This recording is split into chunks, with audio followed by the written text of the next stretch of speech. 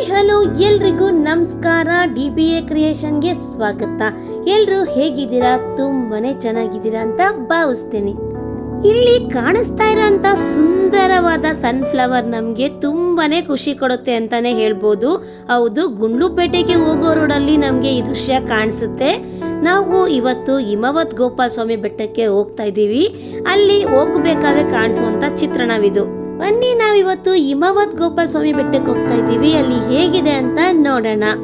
ಮೈಸೂರಿಂದ ಬರೋರಿಗೆ 78 ಕಿಲೋಮೀಟರ್ ದೂರವಾಗುತ್ತೆ ಹಾಗೂ ಬೆಂಗಳೂರಿಂದ ಬರೋರಿಗೆ 244 ಕಿಲೋಮೀಟರ್ ದೂರವಾಗುತ್ತೆ.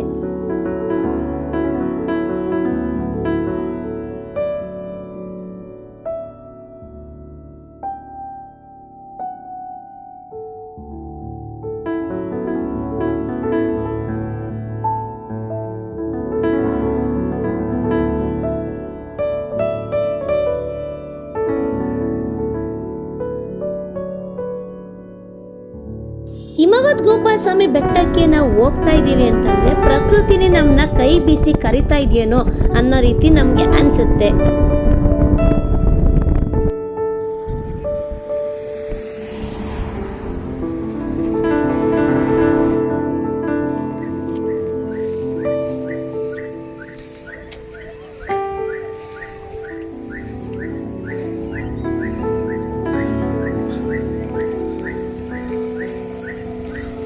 ನಾವು ಸ್ಟಾರ್ಟಿಂಗ್ ಎಂಟರ್ ಆಗ್ತಾ ಇದ್ದಂಗೆನೆ ನಿಮಗೆ ಸುತ್ತಮುತ್ತ ಅಂಗಡಿಗಳು, ಸ್ಟಾಲ್ಸ್ಗಳೆಲ್ಲ ಕಾಣಿಸ್ತಾ ಇರುತ್ತೆ. ನಮಗೆ ತಿಂಡಿ, ಊಟ ಅಥವಾ ಏನಾದ್ರು ಬೇರೆ ಏನಾದರೂ ಬೇಕಂದ್ರೂ ಇಲ್ಲೇ ಸಿಗುತ್ತೆ, ತಗೋಬಹುದು. ಹಾಗೂ ಬೆಟ್ಟದ ಮೇಲೆ ಹೋಗ್ಬೇಕಂತಂದ್ರೆ ನಮ್ಮ ಓನ್ ವೆಹಿಕಲ್ನ ಬಿಡಲ್ಲ. ಆದ್ರಿಂದ ಅಲ್ಲಿರುವಂಥ ಬಸ್ ವ್ಯವಸ್ಥೆಯಲ್ಲಿ ನಾವು ಪ್ರಯಾಣ ಮಾಡಬೇಕಾಗುತ್ತೆ. ಒಬ್ರಿಗೆ 60 ರೂಪಾಯಿ ಚಾರ್ಜ್ ಮಾಡ್ತಾರೆ. ಅಂದರೆ ಹೋಗ್ತಾ ಬರ್ತಾ 30 ರೂಪೀಸ್ ಇರುತ್ತೆ. ಅದರಿಂದ 60 ರೂಪೀಸ್ನ ಕೊಟ್ಟು ಒಟ್ಟಿಗೆ ಪೇ ಮಾಡಬೇಕಾಗತ್ತೆ.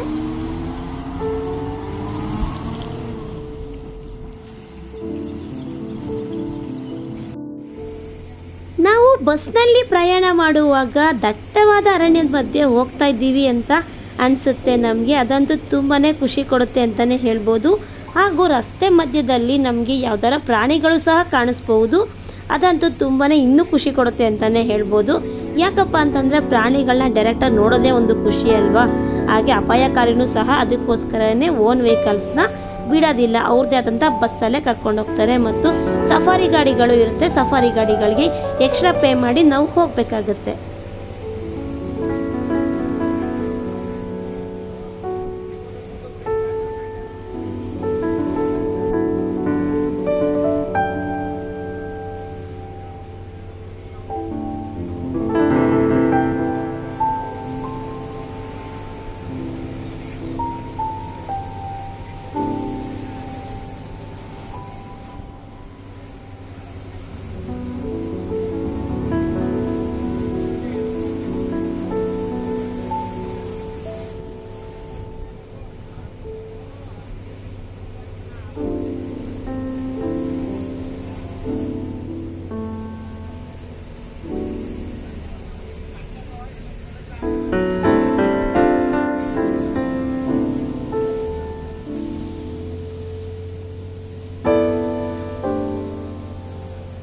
ಹಾಗೂ ಬೆಟ್ಟದ ಮೇಲೆ ಸ್ವಲ್ಪ ದೂರನೇ ಹೋಗ್ತಾ ಇದ್ದಂಗೆ ನಮಗೆ ಮೈ ಫುಲ್ ಚಳಿ ಸ್ಟಾರ್ಟ್ ಆಗಿಬಿಡುತ್ತೆ. ಅಲ್ಲೇ ನಿಮಗೆ ಕಾಣಿಸ್ತಾ ಇರ್ಬೋದು ವಾತಾವರಣ ಹೇಗಿದೆ ಅಂತ. ನಾವು ಬಸ್ಸಲ್ಲಿ ಪ್ರಯಾಣ ಮಾಡಬೇಕಾದ್ರೆ ನಮಗೆ ಕಾಣಿಸಿದಂಥ ದೃಶ್ಯವಿದು. ಚಿರತೆ ನೋಡ್ಬೋದು ನೀವು ಯಾವ ರೀತಿ ರಾಜಾರೋಷವಾಗಿ ಹೋಗ್ತಾ ಇದೆ ಅಂತ. ಆದ್ರಿಂದಾನೇ ಅನಿಸುತ್ತೆ ಓನ್ ವೆಹಿಕಲ್ನ ಇಲ್ಲಿ ಬಿಡಲ್ಲ, ತುಂಬ ಡೇಂಜರ್ ಅಂತ. ಬಸ್ಸಲ್ಲಿ ಪ್ರಯಾಣ ಮಾಡೋದೇ ಸೇಫ್ ಅನಿಸುತ್ತೆ. ಇದಂತೂ ದಟ್ಟವಾದ ಅರಣ್ಯ ಪ್ರದೇಶ ಆಗಿರೋದ್ರಿಂದ ಪ್ರಾಣಿಗಳು ಯಾವ ಟೈಮಲ್ಲಿ ಓಡಾಡುತ್ತೆ ಅಂತ ಗೊತ್ತಾಗಲ್ಲ. ಹಾಗೂ ಇಲ್ಲಿ ಸಫಾರಿ ವ್ಯವಸ್ಥೆನೂ ಇದೆ. ಯಾರಿಗೆಲ್ಲ ಇಂಟ್ರೆಸ್ಟ್ ಇರುತ್ತೆ ಅವರು ಸಫಾರಿ ವೆಹಿಕಲ್ಲೇ ಇದೆ, ಅದರಲ್ಲಿ ಹೋಗ್ಬೋದು.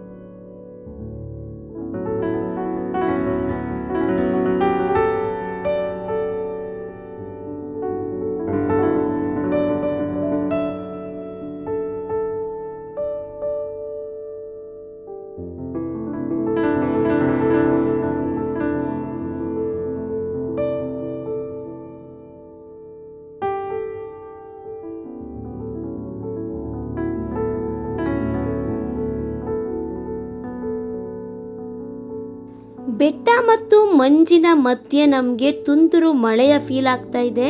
ನೋಡ್ಬೋದು ಈ ದೇವಸ್ಥಾನದ ಮೇಲ್ಗಡೆ ಬರ್ತಾ ಇದ್ದಂಗೆ ನಮಗೆ ಯಾವ ರೀತಿ ವಾತಾವರಣ ಚೇಂಜ್ ಆಗಿದೆ ಅಂತ. ಇದೇ ನೋಡಿ ಸಫಾರಿ ವೆಹಿಕಲ್ಲು, ಇದರಲ್ಲೇನೆ ಸಫಾರಿ ಹೋಗೋದು. ಎಷ್ಟು ಚೆನ್ನಾಗಿದೆ ಅಲ್ವಾ. ಈ ಹಿಮವದ್ ಗೋಪಾಲ ಸ್ವಾಮಿ ಬೆಟ್ಟದಲ್ಲಿ ಸುತ್ತಮುತ್ತ ಮಂಜಿನಿಂದನೇ ಆವರಿಸಿರುತ್ತೆ. ನೋಡ್ತಾ ಇರ್ಬೋದು, ಅದ್ಭುತವಾದ ದೃಶ್ಯ ಅಂತಾನೆ ಹೇಳ್ಬೋದು. ಇದು ನೋಡೋದಕ್ಕೆ ಎರಡು ಕಣ್ಣು ಸಾಲಲ್ಲ, ನಿಜವಾಗ್ಲೂ ಸ್ವರ್ಗ ಅಂತಾನೆ ಹೇಳ್ಬೋದು. ಇದನ್ನ ಕರ್ನಾಟಕದ ಊಟಿ ಅಂತಲೂ ಸಹ ಕರೀತಾರೆ. ಅಷ್ಟು ಚೆನ್ನಾಗಿದೆ ಈ ಪ್ಲೇಸ್ ಅಂತೂ. ನಾವೇನೋ ಮೋಡಗಳ ಮಧ್ಯೆನೇ ಹೋಗ್ತಾ ಇದ್ದೀವೇನೋ ಅನ್ನೋ ರೀತಿ ನಮಗೆ ಫೀಲ್ ಆಗುತ್ತೆ. ತುಂಬಾ ಚೆನ್ನಾಗಿದೆ. 10 ನಿಮಿಷಕ್ಕೂ ನಿಮಗೆ ವಾತಾವರಣ ಚೇಂಜ್ ಆಗ್ತಾ ಇರುತ್ತೆ. ಅಷ್ಟು ಚೆನ್ನಾಗಿದೆ ಈ ವಾತಾವರಣ. ಹಾಗೂ ಈ ಸ್ಥಳದ ಇತಿಹಾಸ ಏನು ಅಂತ ನೋಡೋದಾದ್ರೆ, ಶ್ರೀ ಹಿಮವದ್ ಋಷಿ ಅಗಸ್ತ್ಯರು ದೇವರ ತಪಸ್ಸನ್ನು ಇಲ್ಲೇ ಮಾಡ್ತಾ ಇದ್ರು. ಅದರ ಪರಿಣಾಮವಾಗಿ ಮಹಾವಿಷ್ಣುರವರು ಋಷಿ ಅಗಸ್ತ್ಯರಿಗೆ ಇದನ್ನು ಕೊಡುಗೆಯಾಗಿ ನೀಡಿರುತ್ತಾರೆ. ಹಾಗೂ ಇಲ್ಲಿರುವ ಕೃಷ್ಣನ ಪ್ರತಿಮೆಯನ್ನು ಸಹ ಅಗಸ್ತ್ಯ ಮುನಿಗಳೇ ಮಾಡಿರುತ್ತಾರೆ. ಇದೊಂದು ಚೋಳರ ಕಾಲದ ದೇವಾಲಯವಾಗಿರುತ್ತದೆ. ಹಾಗೂ 14ನೇ ಶತಮಾನದಲ್ಲಿ ಹೊಯ್ಸಳರು ಆಡಳಿತ ನಡೆಸಿದಂಥ ಸ್ಥಳ ಅಂತಲೂ ಹೇಳಲಾಗುತ್ತದೆ. ಹಾಗೂ 1315ರಲ್ಲಿ ಚೋಳಬಳ್ಳಾಲರು ಇದನ್ನು ಸ್ಥಾಪಿಸಿದರು. ಹಾಗೂ ಈ ಬೆಟ್ಟದಲ್ಲಿ ಸುಮಾರು 77 ಕಲ್ಯಾಣಿಗಳಿದೆ ಅಂತೆ. ನಮಗೊಂದು 3-4 ಕಾಣಿಸ್ಬೋದು ಅಷ್ಟೇ. ಇದೊಂದು ಆರಾಧನೆಯ ತಪಸ್ಸಿನ ಸ್ಥಳವಾದ್ದರಿಂದ ಇದನ್ನು ಸಂಸ್ಕೃತದಲ್ಲಿ ಹಂಸತೀರ್ಥ ಎಂದು ಕರೆಯುತ್ತಿದ್ದರು. ಹಂಸತೀರ್ಥ ಎಂದರೆ ಇಲ್ಲಿ ಹಿಂದೆ ಕಾಗೆಯೊಂದು ಇಲ್ಲಿನ ತೀರ್ಥದಲ್ಲಿ ಸ್ನಾನ ಮಾಡಿ ಹಂಸವಾಗಿ ಪರಿವರ್ತನೆ ಆಗಿದ್ದರಿಂದ ಹಂಸತೀರ್ಥ ಅಂತ ಕರೀತಾ ಇದ್ರಂತೆ. ಅಂತಹ ಒಂದು ಸುಂದರ ಪೌರಾಣಿಕ ಕಥೆಯನ್ನು ಈ ಸ್ಥಳ ಹೊಂದಿದೆ. ವರ್ಷದ 365 ದಿನವೂ ಸತತವಾಗಿ ಹಿಮ ಬೀಳುವ ಪ್ರದೇಶವೆಂದರೆ ಅದುವೇ ಗೋಪಾಲ ಸ್ವಾಮಿ ಬೆಟ್ಟ. ಇದನ್ನು ಕರ್ನಾಟಕದ ಊಟಿ ಹಾಗೂ ಕರ್ನಾಟಕದ ಹಿಮಾಲಯ ಅಂತಲೂ ಕರೆಯಲಾಗುತ್ತದೆ.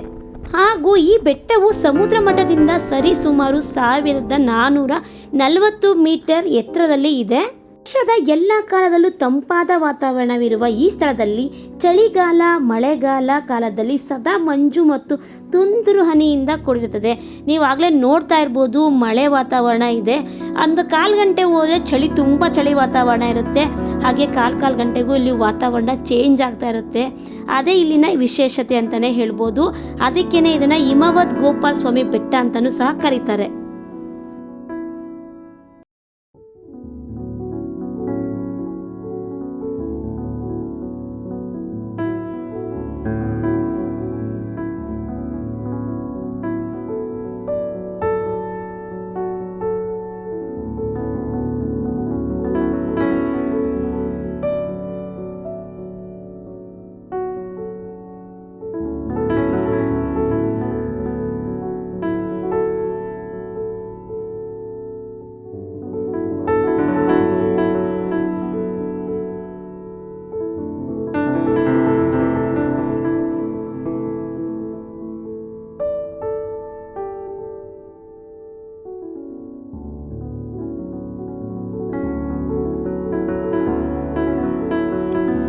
ಸಂಜೆ ವೇಳೆಗೆ ಆನೆಗಳು ಸಹ ಈ ರೀತಿ ಕಾಣಿಸ್ಕೊಳ್ಳುತ್ತೆ.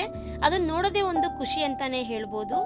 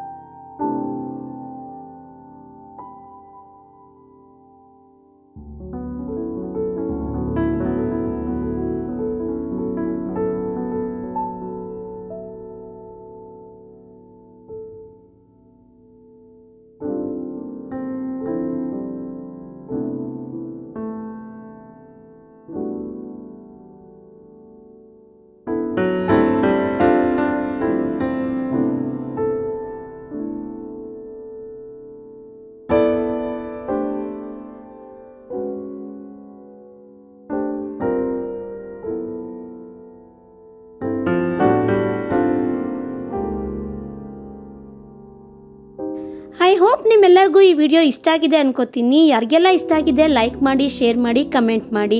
ಯಾರೆಲ್ಲ ನನ್ನ ಚಾನಲ್ನ ಸಬ್ಸ್ಕ್ರೈಬ್ ಆಗದೆ ನೋಡ್ತಾ ಇದ್ದೀರಾ ದಯವಿಟ್ಟು ಸಬ್ಸ್ಕ್ರೈಬ್ ಆಗಿ. ಧನ್ಯವಾದಗಳು.